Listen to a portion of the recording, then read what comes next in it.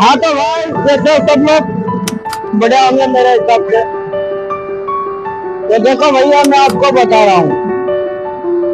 देखो आपको ऐसा लगता होगा जैसे टाइम पास करा, मैं टाइम पास नहीं सीरियस बता रहा हूँ। अगर आप कॉन्ट्रैक्ट बना रहे हो तो खुद का कॉन्ट्रैक्ट बनाओ। और दूसरे नंबर पे ये कि आप 1-2 साल के लिए तो भूल ही जाओ कि मुझे व्यूज मिले, कि मुझे मिलियन में जाए, ये जाए, तो वो सोच आपकी गलत है। क्योंकि 1-2 साल तक तो आपको फेसबुक वायरल करेगी नहीं, क्योंकि फेसबुक के हाथ में है। हाँ बाकी एक आधा वीडियो बाई चांस अगर तुम्हारा वायरल हो भी गया तो वो तुम्हारी खुद किस्मत की बात। इसलिए मेरा कहने का मतलब है मेरे भाई, अगर कॉन्टेक्ट बनाना है तो खुद का बनाओ और आगे बढ़ो। और 1-2 साल दूर देखो मत, सोचो मत कि मैं माइनस में जा रहा हूँ कि प्लस में जा रहा हूँ। जय श्री राम।